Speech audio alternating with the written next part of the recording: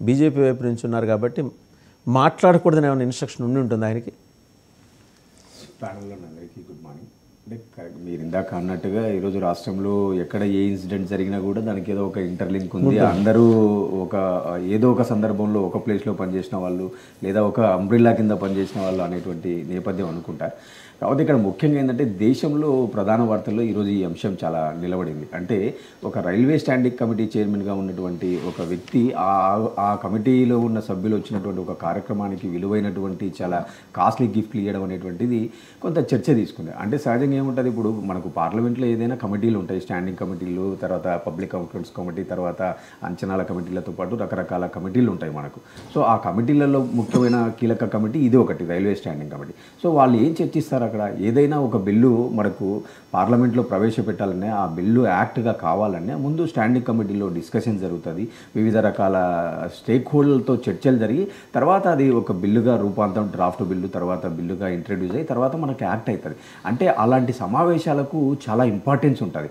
ఏదో సహజంగా ముక్కుబడిగా standing committee parliament సమావేశాలు జరుగుతున్నాయి, సెలక్షన్స్ జరుగుతున్నాయి అనేటువంటి ఆరోపణలు మనం గతంలో కూడా చూసినాం. కానీ ఈరోజు ముఖ్యంగా మరొక ఆరోపణ ఏంటంటే అక్కడ వచ్చినటువంటి సభ్యులకు చాలా కాస్ట్లీ గిఫ్ట్లు ఇవ్వడం. మీరు ఇందాక అన్నట్టు ఏదో గ్రామో ఎంతో బంగారు కూడా అందులో లేదండి. బీహార్ నాకు తెలియదు, బీహార్ లెటర్ రాశారు. ఆ లెటర్ బయటకు వచ్చింది కాబట్టి నేను మీతో చెప్పాను. ఆ లెటర్లో ఉన్నదే మీరు చెప్పారనుకోండి. అంటే దాంట్లో 1 గ్రాము బంగారు, తర్వాత 100 గ్రామ్స్ వెండి, ఇలా చాలా కాస్ట్లీ ఐటమ్స్ అన్నీ ఉన్నాయి. సో ఇది ప్రజాధనాన్ని దుర్వినియోగం చేయాల్సినటువంటి అవసరం ఏముంది? ఏం అవసరమో అవి ఇస్తే సరిపోతుంది తప్ప ఇలాంటి కాస్ట్లీ గిఫ్ట్ ఇవ్వాల్సి ప్రజాధనాన్ని దుర్వినియోగం చేయడమే కదా అనేది ఆయన ప్రధానంగా లెటర్ ద్వారా దేశ ప్రజల ముందు పెట్టారు. అదే నేనేమంటానంటే, ఇప్పుడు రైల్వే డిపార్ట్మెంట్ యొక్క ఇంపార్టెన్స్ మీకు తెలుసు. దేశంలో కొన్ని కోట్ల మంది రైల్వే డిపార్ట్మెంట్ పైన ఆధారపడి బతుకుతున్న వాళ్ళు ఉన్నారు, రోజు కొన్ని కోట్ల మంది ట్రావెల్ చేస్తున్న వాళ్ళు ఉన్నారు. సో అలాంటి యొక్క డిపార్ట్మెంట్ యొక్క బాధ్యతలు రావడం అంటే డెఫినెట్గా అతను ఒక అదృష్టం, అతనికి ఒక మంచి అవకాశం, అది ఒక ఆపర్చునిటీగా ఫీల్ అవ్వాలి. సో అలాంటి సంస్థలో పనిచేసేటువంటి వాళ్ళు చాలా బాధ్యతాయుతంగా ఉండాలి. మోర్ ఓవర్ చాలా ఆరోపణలు ఉన్నాయి. ఈ రోజు కూడా ఛార్జెస్ ఎక్కువ వసూలు చేస్తున్నారు కానీ అనుకున్న స్థాయిలో సేవలు లేవు. ఒక సైడ్ వాళ్ళు వందే మీరు ఆయన్ని తప్పడుతున్నారు కానీ ఇంతకుముందు జగన్మోహన్ రెడ్డి గారు ఒక జడ్జి గారికి బ్రహ్మాండమైన వజ్రాలు పొదిగిన రిస్ట్ వాచ్ పంపించారు, కొన్ని లక్షల కోటి రూపాయలు విలువ చేసి. ఆయన దాన్ని రిజెక్ట్ చేశారు, మీకు గుర్తుండే ఉంటుంది. అదే ఇట్లాంటి కాస్ట్లీ గిఫ్ట్లు ఎవరు ఇచ్చినా కూడా తప్పే. అంటే అదే నేను అంటున్నా, ఈరోజు సివిఆర్ఎం రమేష్ ఇచ్చినా, గతంలో జగన్మోహన్ రెడ్డి గారు వ్యక్తులు ఇచ్చినా, ఎవరు ఇచ్చినా కూడా సో ఇలాంటి సాంప్రదాయం అనేటువంటిది ప్రజాస్వామ్యంలో పార్లమెంటరీ వ్యవస్థలో అంత బెస్ట్ ప్రాక్టీస్ కాదు. మోర్ ఓవర్ మనం ఇంకా చూస్తే గతంలో మీకు లాలూ ప్రసాద్ యాదవ్ గారు రైల్వే శాఖ మంత్రిగా ఉన్నప్పుడు గతంలో ఆయన పైన చాలా ఆరోపణలు ఉన్నాయి కదా, కుంభకోణ ఆరోపణలు ఉన్నాయి, ఆయన కొంత లేడ్ మెంటాలిటీతో ఉంటాడు, ఇట్లా చాలా ఆరోపణలు ఉన్నాయి. కానీ ఆయన ఒకసారి యూపీఏ గవర్నమెంట్ రైల్వే శాఖ మంత్రిగా ఛార్జ్ తీసుకున్న తర్వాత రైల్వే శాఖలో చాలా చేంజెస్ వచ్చి, చాలా మార్పులు తీసుకొచ్చి దాన్ని కొంత ప్రాఫిటబుల్ వైపు, కొంత రెప్యుటేషన్ పెంచడం జరిగింది. సో అలాంటి నేపథ్యంలో అలాంటి ఒక శాఖ ఈ రోజు మనం చూస్తున్న అవినీతితో పోలిస్తే లాలూ గారిది సముద్రంలో కాకిరెట్. మరి అంతే కదా, గతంలో మనం చూస్తే వేల కోట్లు, లక్షల కోట్లు, ఈరోజు మాట్లాడితే పేపర్లలో, పత్రికలలో 100 కోట్లు, 1000 కోట్లు అనే మాటలు వింటున్నాం. కాబట్టి నేను ఏమంటే ఇలాంటి ఎంపీలు కూడా ఏంటంటే చాలా బాధ్యతాయుతంగా ఉండాలి. వెళ్తే దానిలో ఏమంటారు, మనం సపరేట్ ఫ్లైట్లు వేసుకోవడము, ఎక్కడికి కావాలంటే అక్కడికి పోవడము, ఇంత కాస్ట్లీ గిఫ్ట్స్, ఇట్లాంటివన్నీ అవసరం ఏముంది ప్రజాస్వామ్య వ్యవస్థలో? ఒక సైడు మనం ఫుడ్ ఇండెక్స్లో కానీ, హంగర్ ఇండెక్స్లో కానీ, తర్వాత ఇలాంటి ఇండెక్స్లలో చూస్తే మన దేశ స్థాయి ఎక్కడుందో ఒకసారి మనం చాలా తలదించుకోవాల్సిన పరిస్థితి ఉంది. ఒకవైపు 75వ రాజ్యాంగ దినోత్సవ సందర్భంగా మనం ఈ సంవత్సరం వజ్రోత్సవాలు చేసుకుంటాం. అంటే ప్రతి ఒక్కరం కూడా బెస్ట్ ప్రాక్టీసెస్ను, రాజ్యాంగాన్ని గౌరవించి ఆ దిశగా ముందుకు పోవాలి తప్ప హైఫైగా ఓడాలు, మనం ఏదో వెస్టర్న్ కంట్రీస్ లాగాను లేదా అలాంటి ప్రాక్టీసెస్ను మనం చూజ్ చేసుకోకూడదు అనేది నా భావన. ఒకసారి డాక్టర్ రావు గారు చాలా రోజులైంది బోల్డెన్ డెవలప్మెంట్స్ తెలుగుదేశంలో అధికారంలోకి మరి వచ్చారు. ఆంధ్రప్రదేశ్లో 5 నెలలు దాటిపోయింది. రోజు ఒక 4-5 అరెస్టులు, ఒక 7-8 మీడియా సమావేశాలు, ఒక 10-15 సార్లు కన్నెర్ర చేసి హెచ్చరించడాలు, ఇవన్నీ రోజు నడుస్తున్నాయి. బాగానే ఉంది. ఈ డెవలప్మెంట్ యాక్టివిటీ వైపు వచ్చే విషయం పక్కన పెడితే పొలిటికల్గా ఒక చిన్న వామనుడు ఢిల్లీ వెళ్ళి అక్కడ త్రివిక్రముడు అయిపోయాడు పవన్ కళ్యాణ్. 3 ఖాళీలు వచ్చినాయి రాజ్యసభ. బేద మస్తానరావు గారు, కృష్ణయ్య గారు, మోపిదేవి వెంకటరమణ గారు. అందులో కృష్ణయ్య గారిది 1 ఇయర్ టర్మ్ ఉందనుకుంటా. మిగిలిన 2 ఏమో మరి 4 ఏళ్ళు ఉంది, ఇంకా 4 ఏళ్ళు టైం ఉంది. జగన్మోహన్ రెడ్డి గారు ఇచ్చిన దాన్ని ఎడంకాలతో తన్నేసి వెళ్ళిపోయారు వాళ్ళిద్దరు, మోపిదేవి వెంకటరమణ గారు, బేద మస్తానరావు గారు. ఆ 4 ఏళ్ల దాంట్లో ఒకటి జనసేన, మరి ఆయన న్యాచురల్, ఆయన మేరే పీచే పవన్ కళ్యాణ్ హై అని మోడీ అన్నారు. సో ఆయనకే ఇస్తారు ఒకటి, ఆయన సజెస్ట్ చేసిన నాగబాబు గారికి ఇస్తారు. రెండోది బీజేపీ తీసుకుంటుందట. అంటే మళ్ళీ మనకు పారాచూట్ వస్తున్నాడు పరిమళనత్వాన్ని ఇలాగా. పాపం మీకు 1 ఇయర్గా ఇదే టెన్యూర్ ఉన్నదే మీకు మిగిలిందట. ఇదేంటి సార్ అన్యాయం కదా మీకు? వాసుదేవన్ గారు, మీకు ప్యానెల్లో పెద్దలందరికీ కూడా శుభోదయం అండి. ఇప్పుడు ఒక కూటమిగా ఏర్పడి ప్రభుత్వాన్ని నడిపిస్తున్నప్పుడు సమన్వయంగా బ్యాలెన్స్ చేసుకుని నడవాల్సి వస్తుంటుంది. ఎందుకంటే ఆంధ్రప్రదేశ్లో మేము పెద్దన్న పాత్ర వహిస్తున్నాం, కొంచెం పెద్దగా ఆలోచించే అవసరం ఉంటుంది. ఎందుకంటే బీజేపీ కూడా అక్కడ ఆంధ్రప్రదేశ్లో ఎదగాలనుకుంటుంది. పవన్ కళ్యాణ్ ఒక స్పీడ్గా దూసుకెళ్తున్నారు. వాళ్ళు కూడా ఎక్స్పెక్ట్ చేస్తారు. వాళ్ళ ఎక్స్పెక్టేషన్స్ అంటే తెలుగుదేశం పార్టీ నాయకులకు పదవులు కానీ అధికారం కొత్త కాదు. ఎన్నో పదవులు అనుభవించారు, ఇంకెంతోమంది ఉన్నారు మా దగ్గర. వాళ్ళంటి వాళ్ళకు కొంచెం లేట్ అయినా కానివ్వండి, ఇప్పుడు 1 ఇయర్ అయిన తర్వాత మళ్ళీ రెన్యూ చేసే అవసరం ఉంటుంది. కాబట్టి కొంచెం సమయం పాటిస్తూ మాకు 1 ఇయర్ వచ్చినా కానీ మా యొక్క నాయకులకు అవకాశం ఇచ్చి ఫస్ట్, ఎందుకంటే ఈ యొక్క కూటమి ప్రభుత్వం రావడానికి కూడా ముఖ్యంగా సహకరించినటువంటి వ్యక్తి పవన్ కళ్యాణ్ గారు. వారి యొక్క మాటను తీయకుండా కూడా ఖచ్చితంగా వారికి ఇచ్చే ప్రాధాన్యత తెలుగుదేశం పార్టీ కూటమి ప్రభుత్వంలో ఖచ్చితంగా పవన్ కళ్యాణ్ గారికి ఏ విధమైన ప్రాధాన్యత ఇవ్వాలో ఆ విధంగా ప్రాధాన్యత ఇస్తున్నారు. ఎక్కడ కూడా ప్రాధాన్యత తగ్గకుండా బ్యాలెన్స్గా గవర్నమెంట్ ముందుకెళ్తుంది. ఎందుకంటే ఒక ఎప్పుడు బట్టగాల్చి మీదేద్దామా అని చెప్పేసి ఒక ప్రతిపక్షం, హోదా లేనటువంటి ప్రతిపక్షం కూడా, సోకాల్ ప్రతిపక్షం కూడా వెహికల్తో ఎదురు చూస్తుంది అనమాట. ఏ అవకాశం దొరుకుతుందో వీళ్ళ మీద విమర్శలు చేయడానికి అని చెప్పేసి ఏ విధమైన విమర్శకు తావు లేకుండా మేము సమయంతో ఒక బ్యాలెన్స్గా ముందుకెళ్తున్నాము.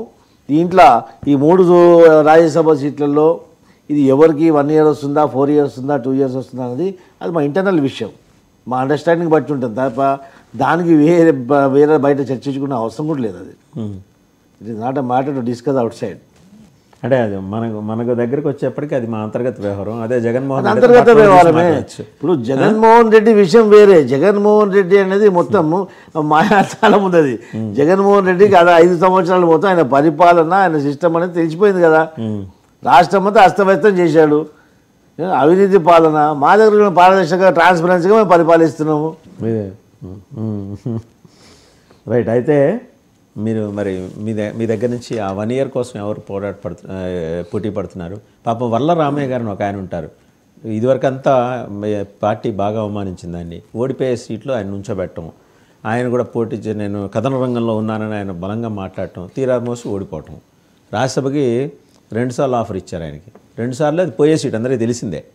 తెలిసిన తర్వాత మళ్ళీ ఆయన్ని అక్కడ కూర్చోబెట్టారు. ఈసారి కూడా అలా ఏమన్నా రెడీ చేస్తున్నారా పార్టీలో? నేను అడుగుతున్నాను, రెడీ చేస్తున్నారా? అలా గారు వర్లరామయ్య గారు కానివ్వండి, చాలామంది ఉంటారు. చాలామంది పార్టీ ఆవిర్భావం దగ్గర నుంచి పనిచేస్తూ ఉన్న వాళ్ళు ఉన్నారు. కొంతమంది ఈ రోజు కూడా అవకాశం రాని వాళ్ళు ఉన్నారు.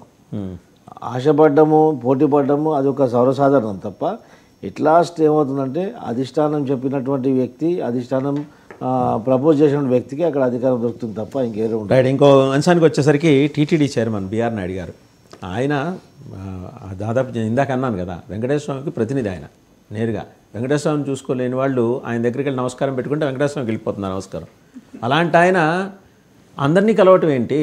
దాని మీద అంటే నేను అంటాం కాదండి, వాసుదేవన్ గారు సోషల్ మీడియాలో విపరీతంగా సోషల్ మీడియాలో కథనాలు వస్తున్నాయి. వెంకటేశ్వర స్వామి అందరి దగ్గరికి రాడు, మనమే వెంకటేశ్వర స్వామి దగ్గరికి వెళ్ళాలి. ఇక్కడ ఏంటండి సార్, వెంకటేశ్వర స్వామి వేరే, బిఆర్ నాయుడు గారు వేరే. ఎలా అవుతారు? ఆయన ప్రతినిధి. వెంకటేశ్వర స్వామి ఆయన దేవదేవుడు, ఆయన కలియుగ ప్రత్యక్ష దేవుడు, ఆయన అది వేరే సంగతి. బిఆర్ నాయుడు అనేది ఒక టీటీడీ యొక్క పాలక మండలికి చైర్మన్గా ఉన్నారు. గత చైర్మన్లను పోల్చుకుంటే బిఆర్ నాయుడు గారితో గత చైర్మన్లను పోల్చుకుంటే it entirely different. BR Naidu గారు ఒక అహంతో పనిచేయట్లేదు. నా జీవితానికి ఆ యొక్క దేవదేవుడి సమక్షంలో పనిచేసే అవకాశం నాకు దొరికిందని చెప్పేసి ఈ యొక్క సదవకాశంగా, ఒక అవకాశంగా భావించి, అదృష్టంగా భావించిన పనిచేస్తుంది. మంచిదే, ఏ విధమైన ఏమైంది పోనీ ప్రోటోకాల్ ప్రకారం పోనీ ప్రోటోకాలే అనుకుందాం. ప్రోటోకాల్ ప్రకారం అందరూ ఆయన దగ్గరికి రావాలి, కానీ పోనీ ఆయన పక్కన పెట్టారు. ఈయన ప్రోటోకాల్ ప్రకారం ముందర సీఎం గారిని కలవాలి కదా. వెళ్ళిపోయి కేటీఆర్ని గారిని కలిశారు, తర్వాత సీఎంని కలిస్తే సీఎం గుస్సా అయ్యాడు, మళ్ళీ తలసాని శ్రీనివాస్ యాదవ్ని కలిసారు. ఎందుకు ఇవన్నీ? ఇప్పుడు ఈ వ్యక్తిగత మర్యాదపూర్వక భేటీలు మానుకుంటే బెటర్ అని కొంచెం ఆ సబ్జెక్ట్ మీద అవగాహన ఉన్నవాళ్ళు అంటున్నారండి, నేను అంటున్నా. ఇప్పుడు బిఆర్ నాయుడు గారికి అవగాహన లేదనుకోవడం అది మన పిచ్చితనం. ఎందుకంటే వారు అంటే ఒకళ్ళదే ఇద్దరితో పిచ్చితనం పర్లా, లక్షల మంది అంటున్నారు కదా, 1,00,000 మంది పిచ్చోళ్ళు ఉంటారు. ఆయన దేవుడి సమక్షంలో దేవుడి సేవలో ఆయన ఉన్నాడు. ఆయన జీతభత్యాలు కూడా తీసుకోకుండా ఆయన రాగానే ఏ విధమైన మార్పులు తిరుపతి పాలక మండలి జరిగినాయి మీరు చూస్తున్నారు. ఏ విధమైనటువంటి రాజకీయ ప్రసంగాలు కూడా లేకుండా ఆయన మొత్తం అరికట్టారు. స్టాండింగ్ ఇన్స్ట్రక్షన్ ఇచ్చారు. రాజకీయ ప్రసంగాలు చేస్తే స్టేట్మెంట్ ఇస్తే కేసులు కూడా పెడతామని చెప్పారు.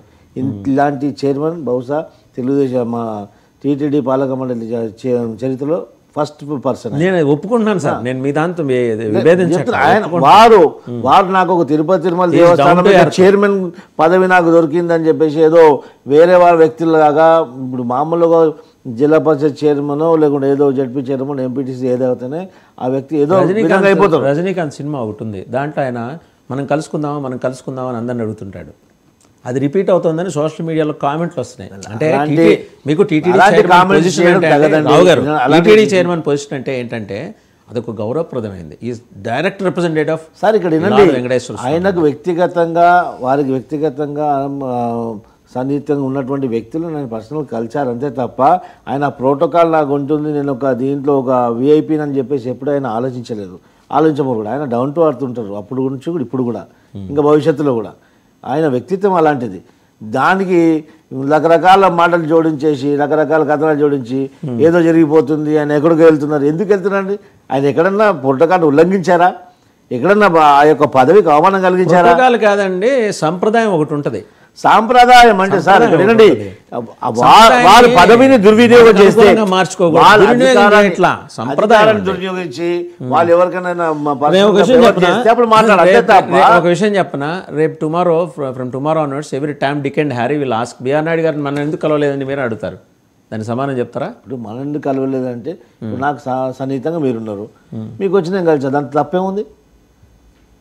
సన్నిహితంగా ఉన్న వాళ్ళతో కలవడంలో తప్పులేదు. అట్లా సంప్రదాయం గురించి మాట్లాడుతున్నా. సాంప్రదాయం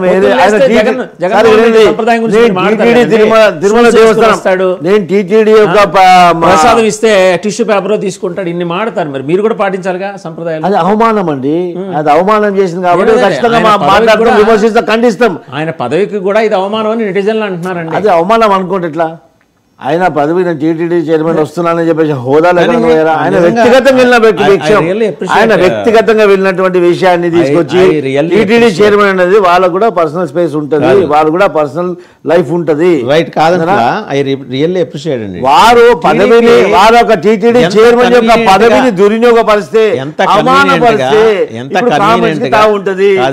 కన్వీనియంట్ గా మీరు జస్టిఫికేషన్ ఇచ్చుకుంటారు. మేము మీ దగ్గర నేర్చుకోవాలి. మళ్ళీ వస్తా ఒకసారి జనసేన సుజాత గారి దగ్గరికి వెళ్దాం. జనసేన సుజాత గారు నమస్కారం అండి. సో నాగబాబు గారికి కన్ఫర్మ్ అయింది, వామనుడు వెళ్ళిపోయి త్రివిక్రముడు అయ్యాడు, తెలుగుదేశం పార్టీకి పక్కలో బల్లెంలా మారాడని చెప్పేసి నేషనల్ మీడియా రాస్తుంది. అటు హిందీలో కూడా వస్తున్నాయి కథనాలు. He has become such a popular political figure in the country.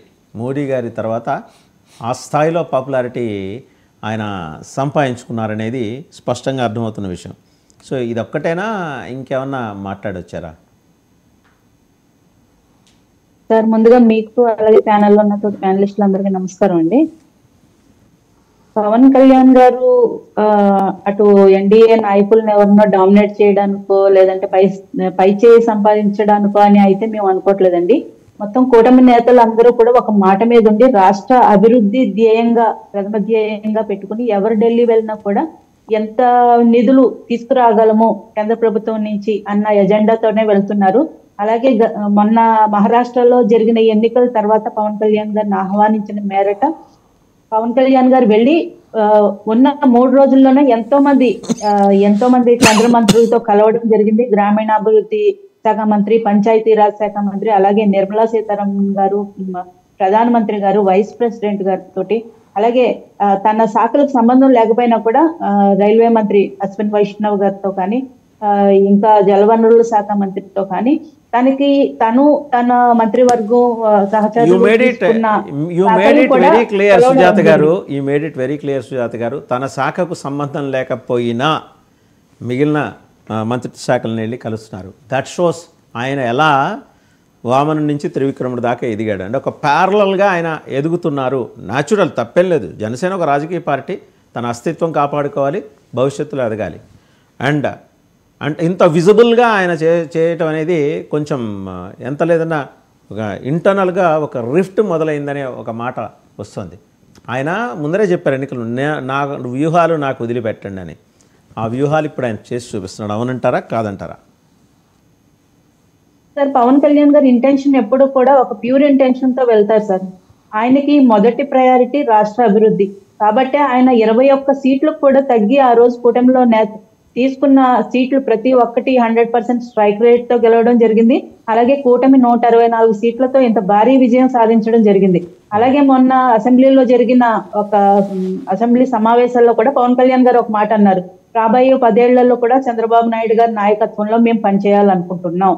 ఈ విధంగా చూసుకుంటే కనుక పవన్ కళ్యాణ్ గారు తను ఏదో డామినేట్ చేసి తను సొంతగా ఎదగాలి అని అక్కడ మనకేం ప్రతిబింబించట్లేదండి. మొదటి ప్రయారిటీ రాష్ట్ర అభివృద్ధి కోసం ఇస్తున్నట్టు స్పష్టం అవుతుంది. అలాగే కూటమి నేతల మధ్య స్పష్టమైన అవగాహన ఉంది. యాజ్ వెల్ యాజ్ పార్టీని కూడా 100% పవన్ కళ్యాణ్ గారు పెంచుకుంటూ వెళ్తారు. ఒక నిబద్ధత, ఒక నిజాయితీ ఉన్న వ్యక్తి రాష్ట్రానికి ఒక మంత్రి అయితే తన శాఖలతో పాటుగా రాష్ట్రం మొత్తం మీద అభివృద్ధి జరగాలి అని టోటల్ గా ఆలోచించడం అనేది చాలా శుభ పరిణామం. ఇప్పుడు వరకు మన సాంప్రదాయ రాజకీయాల్లో అటువంటి చూడలేదు కాబట్టి మనకు కొత్తగా అనిపిస్తుంది. సుజాత గారు, జనరల్గా కొత్తగా అనిపిస్తుంది కాదంట్లా, but there is a protocol. జనరల్గా ఏంటంటే CM has to depute. CM తాను వెళ్ళి కలవటానికి వీళ్ళని అవకాశం వెసులుబాటు కుదరని సందర్భంలో తన ప్రతినిధులు, అక్కడ మనకి ఇంకా రాష్ట్ర ప్రభుత్వ ప్రతినిధి ఎవరు లేరు, వాళ్ళని పంపిస్తారు, లేకపోతే కొంతమంది మంత్రులను డిప్యూట్ చేస్తారు. ప్యూర్లో ఏది పవన్ కళ్యాణ్ గారి ఆయన చరిష్మాని national media and national political parties కూడా చాలా దగ్గర నుంచి. Akhilesh Yadav is very keen, మీకు తెలుసో లేదో, యూపీలో కూడా యూపీ నుంచి వెలువడే హిందీ పత్రికలు కూడా రాశాయి how is emerging as a national figure అని చెప్పేసి. చాలా పాజిటివ్ న్యూస్. ఇక్కడ నేను మీకు చెప్పేది ఏంటంటే పవన్ కళ్యాణ్ గారి ఎదుగుదలని స్వాగతిస్తున్నాయి ఉత్తరాది పార్టీలు. ఆయన ఒక రీజనల్ పార్టీ ప్రెసిడెంట్ నుంచి జాతీయ స్థాయి నాయకుడు అయిపోయారు. అది అప్రయత్నంగా జరిగిపోయింది. సనాతన ధర్మానికి ఛాంపియన్ ఈరోజు ఆయన. సో ఈ క్రమంలో ఏంటంటే ప్యారలల్గా ఇప్పటికే ఆయన పక్కన అట్లా ఉంటుంది, యువతల పక్క ఏంటంటే తెలుగుదేశం జనసేన కార్యకర్తల మధ్య రిఫ్ట్. సరే, బీజేపీ నేతలు పట్టించుకోవట్లేదు అనుకోండి, అది వేరే విషయం. మీరంటే కొంత భయం ఉంది కాబట్టి జాగ్రత్తగా ఉంటున్నారు. ఈ రిఫ్ట్ని అడ్రస్ చేయాలని పాపం ఇద్దరు, చంద్రబాబు గారు జనసేన చీఫ్ పవన్ కళ్యాణ్ గారు అనుకుంటున్నారు, కానీ సంభవం అది ఎందువల్ల కుదరట్లా. ఇంకా ఆ ఘర్షణలు జరుగుతూనే ఉన్నాయి, ప్రత్యేకించి మీ గోదావరి జిల్లాలో. అంటే సార్, కింది స్థాయి నేతల దగ్గర ఏమైనా ప్రపంచాలు ఉంటే ఉండొచ్చు కాక, కానీ పై స్థాయిలో చాలా స్పష్టమైన అవగాహన ఉంది. అలాగే మన రాష్ట్రానికి డిప్యూటీ సీఎం గా ఆయన సమగ్రంగా రాష్ట్ర అభివృద్ధి దృష్టిలో పెట్టుకుని ఆయన కేంద్ర ప్రభుత్వంతో ఆయనకున్న సత్సంబంధాల మేర ఆయన నిధులు తెచ్చుకోవడం జరుగుతుంది. అలాగే పవన్ కళ్యాణ్ గారు నేషనల్ లీడర్ గా ఎమర్జ్ అయ్యారు అన్నది అందరూ ఒప్పుకుని తీరాల్సిన సత్యం. ఈ రోజు నేషనల్ మీడియా కానీ మిగిలిన రాష్ట్రాల్లో కూడా పవన్ కళ్యాణ్ గారిని చాలా నిశితంగా గమనిస్తున్నారు ఆయన రాజకీయ ప్రయాణాన్ని. ఎందుకంటే ఒక నిజాయితీ ఉన్న వ్యక్తి ఏదైనా సత్యం గురించి సత్యాన్ని మాట్లాడాలంటే ఎటువంటి మొహమాటం, భయాలు లేకుండా ఉన్న వ్యక్తి. ఎందుకంటే తన రాజకీయ భవిష్యత్తు ఏమవుతుందో, తన పార్టీ భవిష్యత్తు ఏమవుతుందో అని కూడా ఆలోచించరు పవన్ కళ్యాణ్ గారు. ఒక హిందుత్వం గురించి మాట్లాడాలన్నా, బంగ్లాదేశ్ లో జరుగుతున్న హిందువుల మీద దాడి జరిగిన వాటి గురించి మాట్లాడాలన్నా పవన్ కళ్యాణ్ గారికి ఏమి అటువంటి భయాలు లేవండి. ఎందుకంటే అధికారం మీద వ్యామోహం ఉన్న వ్యక్తి కాదు కాబట్టి చాలా స్ట్రైట్ ఫార్వర్డ్ గా ఆయన మాటలు ఉంటాయి. దాన్ని నేషనల్ మీడియా ఈ రోజు అందరూ స్వాగతిస్తున్నారు. మీరు అన్నట్టు ఇటు తమిళనాడులో ఉదయనిధి స్టాలిన్ దగ్గర నుంచి అటు బీహార్ లో కూడా అన్ని చోట్ల పవన్ కళ్యాణ్ గారిని ఒక ఆదర్శంగా తీసుకుంటున్నారు. ఒక పాజిటివ్ గా ఆయన రాజకీయ జీవితాన్ని పరిశీలిస్తున్నారు, గమనిస్తున్నారు, ఫాలో అవుతున్నారు.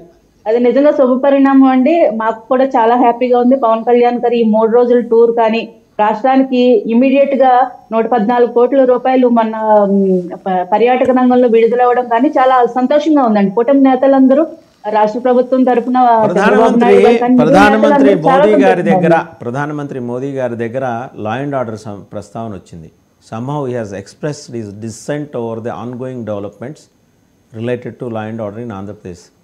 అసంతృప్తి వ్యక్తం చేశారు, ప్రధానమంత్రి దృష్టికి తీసుకువెళ్లారు. కూటమి ప్రభుత్వం అనుకున్న దిశగా అయితే లా అండ్ ఆర్డర్ వ్యవహారం అక్కడ లేదనే అంశాన్ని పవన్ కళ్యాణ్ గారు ప్రస్తావన చేసినట్టు నెంబర్ 7 లోక్ కళ్యాణ్ మార్గ్ నుంచి ఇండికేషన్. అది ప్రధానమంత్రి అధికారిక నివాసం నుంచి వచ్చిన సమాచారం. ఏమంటారు? పిఠాపురంలో కూడా మనం జరిగిన సభలో పవన్ కళ్యాణ్ గారు ఓపెన్ గానే ప్రస్తావించడం జరిగిందండి. ఇంకా కొన్ని హోంశాఖలో ప్రక్షాళన జరగాలి, అధికారులు ఎవరైతే ఉన్నారో హోంశాఖ మంత్రి అనిత గారికి పూర్తిగా సహకరించట్లేదు అని పవన్ కళ్యాణ్ గారు ఆగ్రహం వ్యక్తం చేయడం జరిగింది. మీరు ఇది ప్రక్షాళన తీసుకోవాల్సిన అవసరం అత్యవసరంగా ఉంది, లేదంటే సోషల్ మీడియాలో కానీ ఇంకా బయట కానీ ఇదే విధంగా పార్టీ మారింది అన్న ప్రభుత్వం మారింది అన్న భావన కూడా లేకుండా అదే విధంగా మీరు సోషల్ మీడియాలో విపరీత ధోరణులు మళ్ళీ కంటిన్యూ అవుతున్నాయి, ఖచ్చితంగా దీని మీద చర్యలు తీసుకోవాలి అన్నారు. అక్కడి నుంచి చాలా అరెస్టులు జరిగినాయి, చాలా మంది కోసం వేట జరుగుతుంది. ఈ రోజు చూసుకుంటే సార్ సోషల్ మీడియా అన్నది చాలా క్లీన్ గా ఉంది, ఎటువంటి బూతుల పదాలు కానీ దాడులు కానీ ఏమంటారు మార్పింగ్ ఫోటోలు కానీ అది లేకుండా ఒక స్ట్రీమ్ లైన్ కి వచ్చింది, ఒక మంచి వాతావరణం ఏర్పడిందనే చెప్పాలి. సుజాత గారు ఒక ప్రశ్న అడగనా, మీరు ఇంత అద్భుతంగా ఉంది లా అండ్ ఆర్డర్, అసలు అందరూ ఒళ్ళు దగ్గర పెట్టుకొని సోషల్ మీడియాలో మర్యాదపూర్వకమైన పోస్టులు పెడుతున్నారని, తానా చండాలం చేసిన ఆర్జీవి పోలీసులకు తప్పించి అందరికీ దొరుకుతున్నాడు. ఏంది ఇది? ఎలా ఇంటర్వ్యూలు ఎలా ఇచ్చేస్తున్నాడు? పోలీసులకు తెలుసు ఆయన ఎక్కడున్నాడు, ఎందుకు డాడ్జ్ చేస్తున్నారు ఆయన్ని పికప్ చేసే విషయంలో? అంటే you want to continue the drama? లేదు సార్, 100% ఆర్జీవి దొరకడం మాత్రం ఖాయం. ఎందుకంటే ఆయన ఉన్నాడు very much available in Hyderabad, ఆయన ఇంటర్వ్యూలు ఇస్తున్నాడు, ఖాయం ఏంటి? Is it not the failure of AP police? అదే సార్ చెప్పబోతున్నాను. ఒకసారి చూద్దామా రామ్ గోపాల్ వర్మ ఏం మాట్లాడారో చూద్దామా, ఒక్కసారి మీరు కూడా చూడండి. Okay. Extremely sorry to disappoint. అంటే నేను ఉనికిపోతున్నాను, మంచం కింద కూర్చొని ఏడుస్తున్నాను అని అందరూ what ever the media speculating, వాళ్ళందరికీ చిన్న డిసప్పాయింట్మెంట్గా ఉండొచ్చు వీడియో.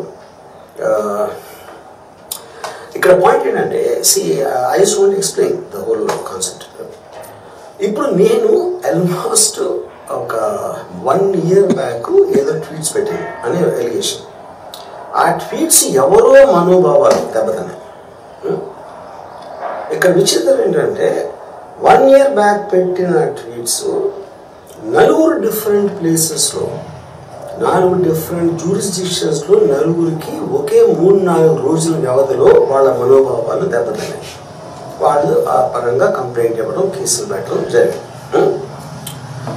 ఇక్కడ పాయింట్ 1, ఎవరి మీద అయితే నేను పెట్టానని వాళ్ళు చెప్తున్నారో వాళ్ళకి లేదు, ఎవరో థర్డ్ పార్టీ అసలు సంబంధం లేను.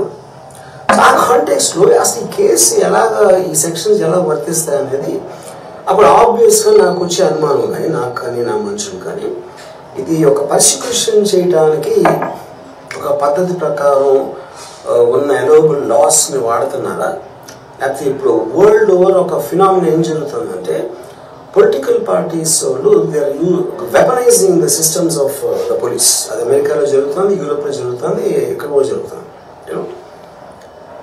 అప్పుడు నేను ఏ ఒక్క వ్యక్తిని, ఒక పోలీస్ ఆఫీసర్ని కానీ, ఒక పొలిటికల్ పర్సన్ కానీ నేను బ్లేమ్ చేయట్లా.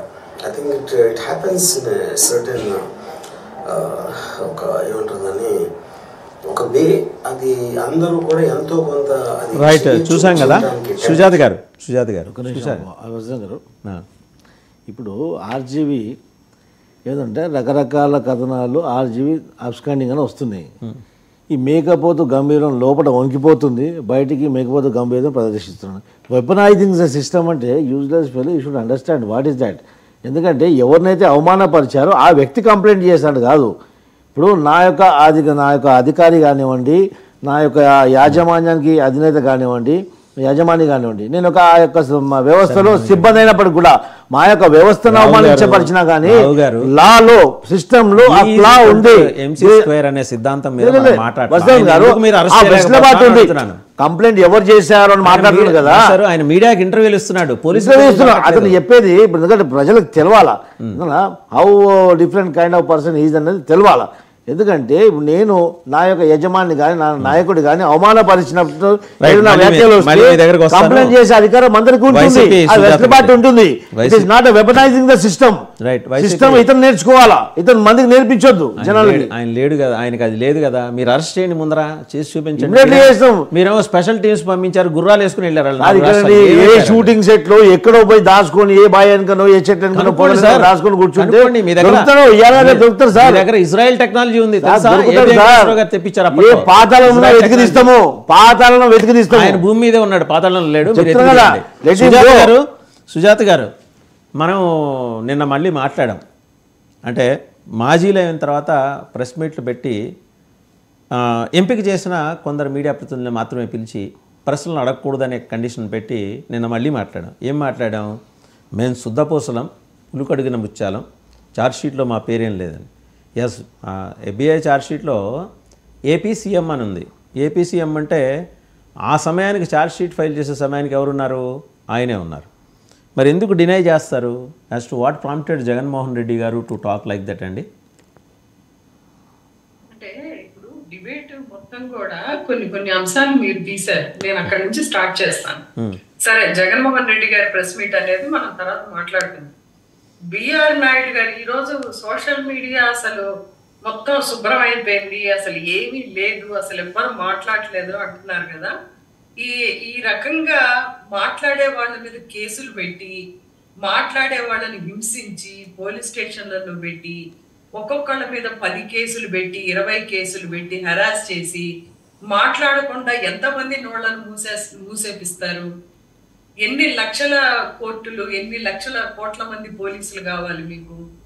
సరే, వైసీపీ వాళ్ళ గొంతుక ఈ రోజు వినిపించట్లేదు. ఏ విషయం మీద?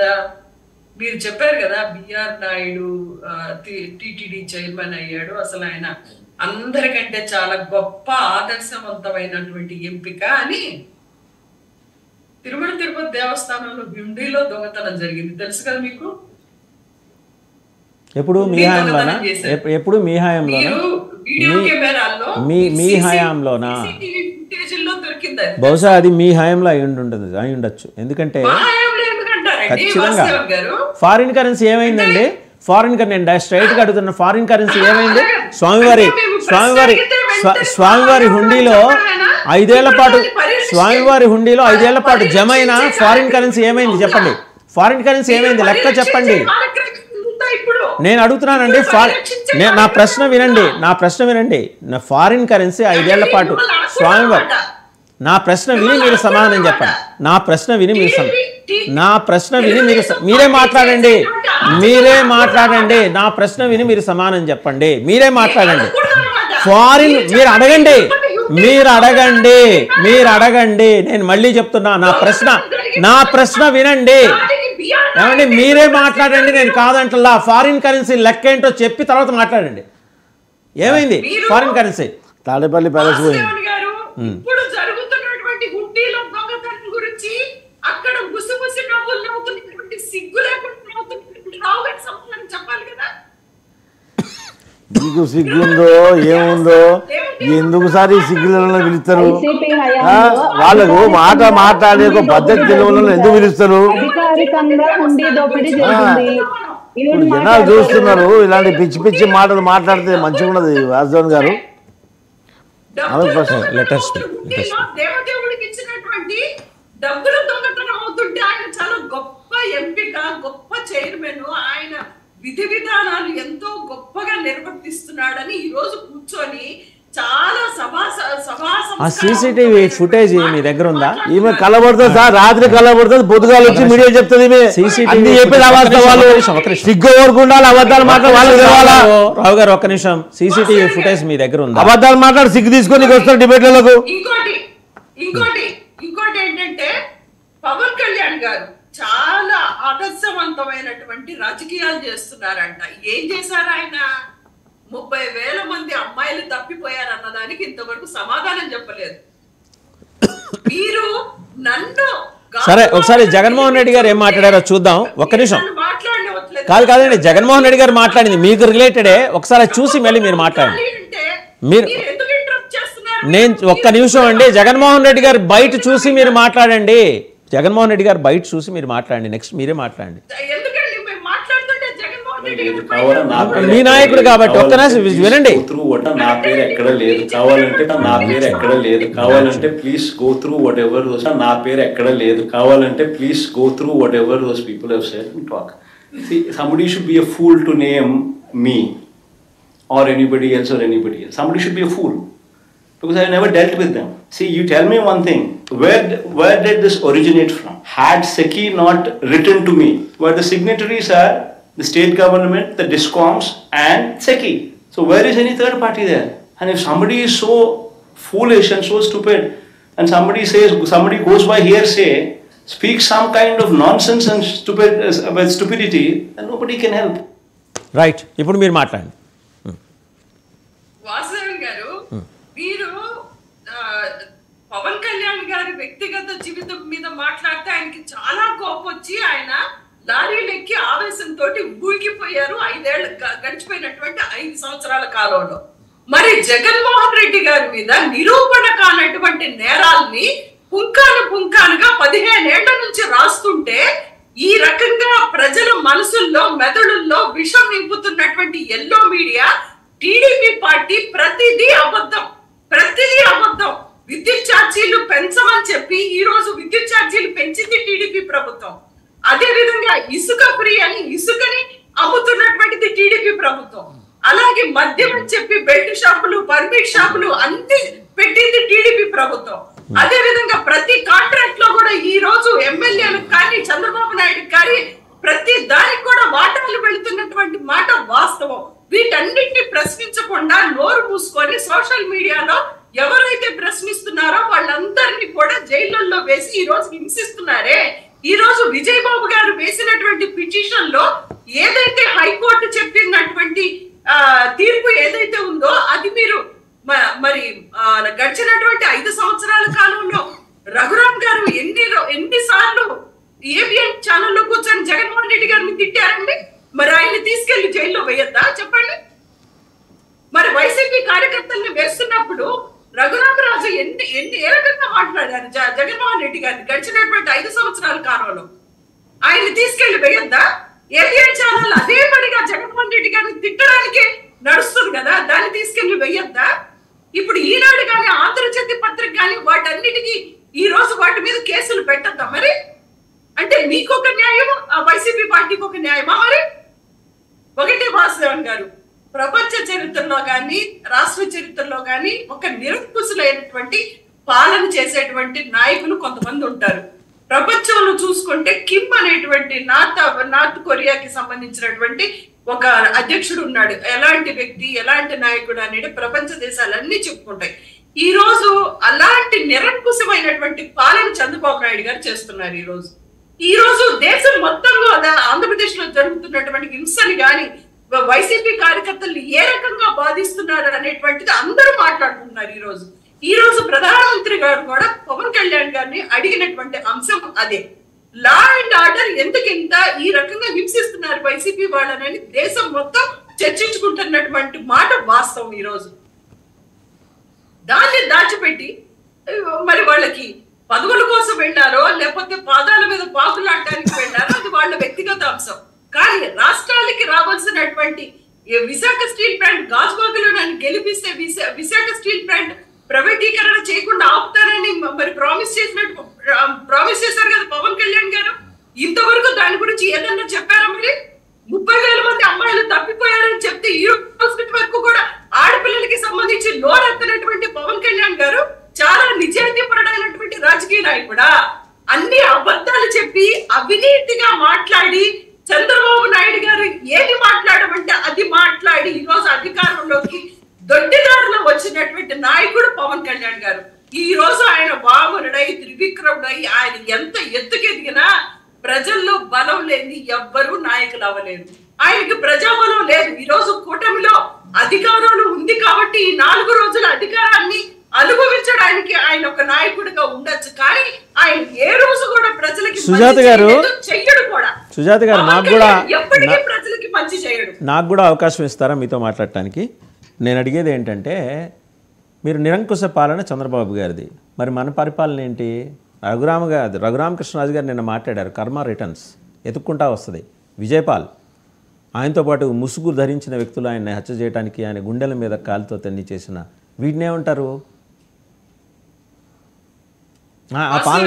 ఆ పాలన ఏమంటారో చెప్పండి అంటున్నా. ఒకటి కర్మ రిటర్న్స్ అన్నారు కదా, ఇది వాళ్ళకు కూడా కర్మ రిటర్న్స్ అని ఒక రోజు చూపిస్తాం. మేము డెఫినెట్ గా చూపిస్తాం. వాళ్ళకు కూడా కర్మ రిటర్న్స్ అని చెప్పేసి మేము కూడా ఒక రోజు మీకు మ్యాథమెటిక్స్ పేపర్ ఇస్తే ఫిజిక్స్ రాస్తున్నాను. నేను అడిగిన ప్రశ్న అది కాదు. వాసుదేవన్ గారు Raghurama related question I have posed. Sorry Raghurama related question I have posed. ఆయన గుండెల మీద తన్ని బూటుగాళ్ళతోటి నొక్కేసి చాలా కిరాతకంగా Vijaypal has confessed in his statement. Remand report అదంతా ఉంది. ఆయన కన్ఫెస్ చేశారు. నేను కొత్తగా కనుక్కున్న అనిష్టంలాగా ఆయన చెప్పింది నేను మీకు షేర్ చేస్తున్నా. వాసుదేవన్ గారు, నేను ఆయన కేసు వివరాల్లోకి వెళ్ళట్లేదు. ఈరోజు హైకోర్టు చెప్పినటువంటి విజయబాబు గారు హైకోర్టులో వేసినటువంటి దానికి హైకోర్టు చెప్పినటువంటి వివరణ ఏంటి అంటే, ఒక నాయకుడిని కానీ ఒక రాజకీయ పార్టీని కానీ వ్యక్తిగత ఉద్దేశంతో తిట్టకూడదు అని చెప్పారు. సరే, రఘురామకృష్ణరాజు చేసింది ఏంటి? ఆయన చేసింది ఏంటి అని అడుగుతున్నాం మేము. ఆయన జగన్మోహన్ రెడ్డి గారిని ఏ రకంగా తిట్టాడు? ఆయన జగన్మోహన్ రెడ్డి గారిని కేసు పెట్టండి, మీరు కేసు పెట్టండి, కేసు పెట్టండి, కేసు పెట్టండి. చట్టాన్ని మీరు ఎట్ట చేతుల్లో తీసుకుంటారు? రైట్ అండి, మీరు పెట్టి త్రూ కోర్టు వెళ్ళండి. మీరు ఎలా తీసుకుంటారు పోలీసుల చేతిలోకి? త్రూ కోర్టు వెళ్ళండి.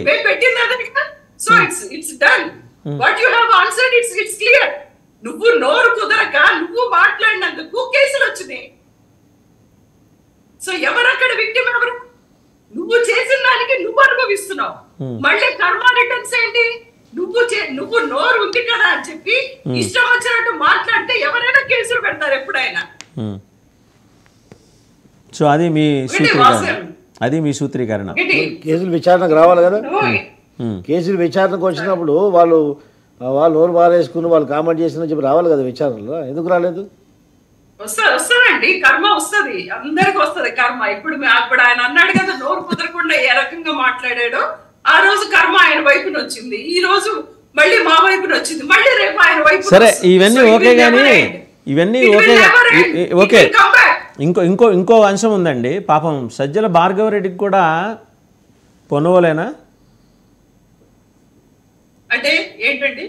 పొన్నవోలు సుధాకర్ రెడ్డి గారైనా పాపం ఆయనకు బెయిల్ పిటిషన్ ఇవన్నీ విచారణ.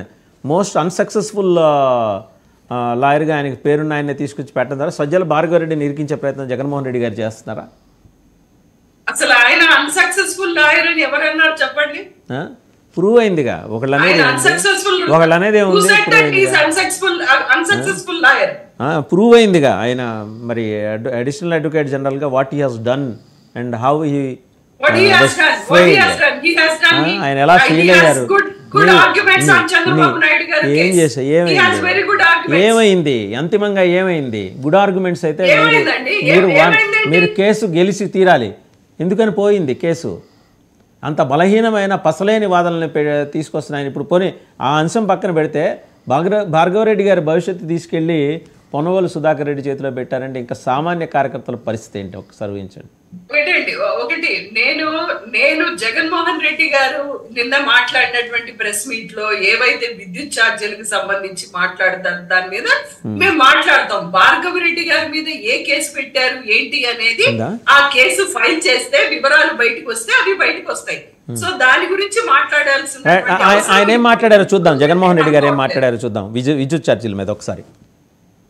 రాష్ట్రంలో కట్టాలనుకుంటున్నారు, ఆ ల్యాండ్ మీకే అవైలబుల్గా ఉంటుంది, ఆ ల్యాండ్తో ఫ్రీ అయిపోతుంది కాబట్టి ఆ ల్యాండ్లో మీరు ఏమైనా తర్వాత అయినా చేసుకోవచ్చు. ప్లస్ ఈ ఇన్ఫ్రాస్ట్రక్చర్ కాస్ట్ మీరు ఏదైతే సోలార్ పార్కుల మీద మీరు పెట్టాల్సి ఉంటుందో ఆ ఇన్ఫ్రాస్ట్రక్చర్ కాస్ట్ కూడా మీరు పెట్టాల్సిన అవసరం కూడా ఉండదు. ఎందుకనంటే ₹2.49 మేమే inter state transmission charges waiver ఇస్తూ మీ ఆంధ్ర రాష్ట్రానికి ₹2.49 మేమే సప్లై చేస్తాము. మీకు అందుబాటులోకి వచ్చిన లోవెస్ట్ ఆఫర్కు మీరు కనుక్కున్న టెండర్ల ద్వారా మీరు కనుక్కున్న ₹2.49 ఏదైతే మీరు లీస్ట్ రేటు కింద మీకు అందుబాటులోకి ఏదైతే వచ్చిందో అదే రేటుకే మేము అందుబాటులోకి మీకు తెస్తాము అని కేంద్ర ప్రభుత్వం రాష్ట్ర ప్రభుత్వానికి రాసిన లేఖ ఇది. కేంద్ర ప్రభుత్వం రాష్ట్ర ప్రభుత్వానికి లేఖ రాయడం ఇది ఒకటే కవి. This is between central government and state government. Rendo takeaway. ₹2.49, ₹2.49 per unit. This is the cheapest power in the history of Andhra Pradesh. కేంద్ర ప్రభుత్వం రాష్ట్ర ప్రభుత్వానికి స్పెషల్ ఇన్సెంటివ్ ఇస్తూ లేఖలో మెన్షన్ చేయడం 17,000 మిలియన్ యూనిట్స్ మనకు ₹2.49 మనకు కేంద్ర ప్రభుత్వం ఇవ్వడానికి ముందుకు వచ్చింది ఆంధ్ర రాష్ట్రంలో. రైట్. అంటే సుజాత గారు, అంటే ఇంకా ఇద్దరు మాట్లాడాలి. ఒకే ఒక ప్రశ్న దీనికి సంబంధించి ఏంటంటే, ఇప్పటికే FBI ఫైల్ చేసిన ఛార్జ్ షీట్, FBI నేరుగా ఇన్వాల్వ్ కాలేదు కాబట్టి CBI సహకారం తీసుకుంటోంది. బెంగళూరు యలహంక రెసిడెన్స్కి, తాడేపల్లిలో ఉన్న మాజీ ముఖ్యమంత్రి జగన్మోహన్ రెడ్డి గారి రెసిడెన్స్కి FBI తరఫున CBI వాళ్ళు బాధ్యతలు తీసుకోవద్దు. FBI వాళ్ళు కూడా వస్తారట. వస్తే ఇప్పుడు లాస్ట్ టైం బిల్ క్లింటన్ వచ్చినప్పుడు చంద్రబాబు గారు రోడ్డు మీద అంతా పరదాలు కట్టించేసి బిచ్చగాళ్ళు ఎవరు రోడ్డు మీద లేకుండా, ఇప్పుడు కూడా అలాంటి పరిస్థితి విజయవాడలో వస్తుంది. పరదాలు రెడీ చేస్తున్నారు. Shortly they are visiting. అంటే వాళ్ళు నేరుగా పాల్గొనరు విచారణలో, వాళ్ళ తరఫున CBI పాల్గొనబోతోంది. మరి మీ దగ్గర స్పష్టమైన సమాచారం, మిమ్మల్ని మీరు జస్టిఫై చేసుకోవడానికి కావాల్సిన వ్యవస్థలు ఉన్నాయా? ఎందుకంటే అత్యంత బలహీనమైన లీగల్ వ్యవస్థ ఎవరికి ఉందంటే వైసీపీకి అని చెప్పేసి ప్రపంచం అంతా మాట్లాడుకుంటుంది. ఈ పాతాళ భైరవి కథలు ఇవన్నీ చాలా వింటూనే ఉన్నామండి పేపర్లలో. గడిచినటువంటి 4 రోజుల నుంచి జగన్మోహన్ రెడ్డి గారు మాట్లాడినటువంటి ప్రెస్ మీట్ లో రెండే మాట, కేంద్ర ప్రభుత్వం సూచనల మేరకు ఆదాని ఒప్పందాలు జరిగినాయి అని చెప్పారు. దాంట్లో జగన్మోహన్ రెడ్డి గారు సమాధానం చెప్పవలసిన అవసరమూ లేదు. జగన్మోహన్ రెడ్డి గారి పేరు లేదు. పేరు ఉంది, ఒక ముఖ్యమంత్రిగా ఆంధ్రప్రదేశ్ రాష్ట్ర ముఖ్యమంత్రిగా ఉంది. అంతేగాని ఒప్పందాలు జగన్మోహన్ రెడ్డి గారికి అదాని కంపెనీకి జరిగినవి కాదు.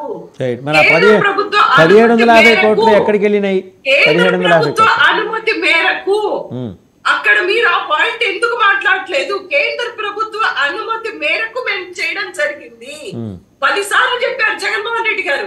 కానీ అది వదిలేసి పరదాలు మళ్ళీ కట్టుకుంటారు.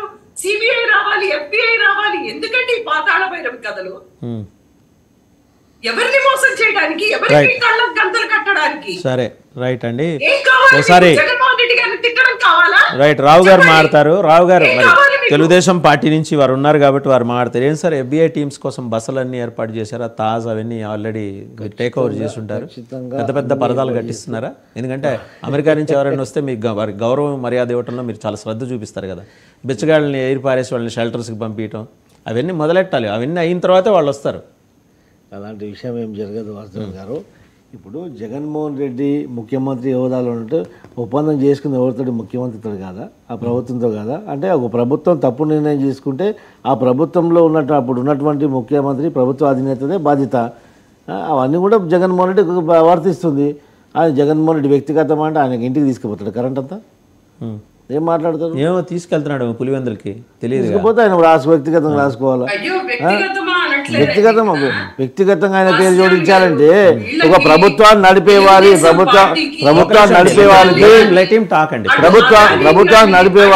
ఎవరు ప్రభుత్వ అధినేత ఉంటారో వారి పేరు ఖచ్చితంగా వస్తుంది. వాళ్ళ యొక్క ప్రమేయం లేకుండా జరగదు కదా. ప్రభుత్వం నడిపేవారు ఒక బొంబాయి బ్యాచ్ తిప్పుతారు. ఏది జిందాల్ విషయం వస్తే, అదాని విషయం వస్తే ఏదో FBI అంటారు, అమెరికా అంటారు. జిందాల్ విషయం మాట్లాడితే జిందాల్ గురించి మీరు చేసింది ఏంది? మీరు చేసిన వాలకంతో 3 IPS ఆఫీసర్లు సస్పెండ్ అయ్యారు. దేశ చరిత్రలో మొదటిసారి 3 IPS ఆఫీసర్లు సస్పెండ్ అయ్యారు. బుద్ధి లేకుండా IPS ఆఫీసర్ని దొంగలు తీసుకురావడానికి కేవలం ఒక 420 వేసుకు పంపిస్తారు. మీరు చేసిన కార్యక్రమము మీకు పరిపాలన చేసే చేత కాకనే 11 సీట్లకు కుదించారు. ఇప్పుడు ఆ 11 కూడా ఓడిపోయే పరిస్థితి ఉంది. ఆ 11 మంది కూడా దాంట్లో నుంచి బయటకు వచ్చే అవకాశం ఉంది. అర్థమైందా? మీ జగన్మోహన్ రెడ్డి మొత్తం కనుమరుగయ్యే పరిస్థితి లేదు. అది చూసుకోండి.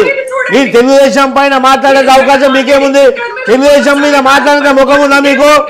మీ పరిపాలన చూసుకోండి. ముందు మీరు 5 సంవత్సరాలు ఏ విధంగా పరిపాలించారు దాన్ని చూసుకోండి.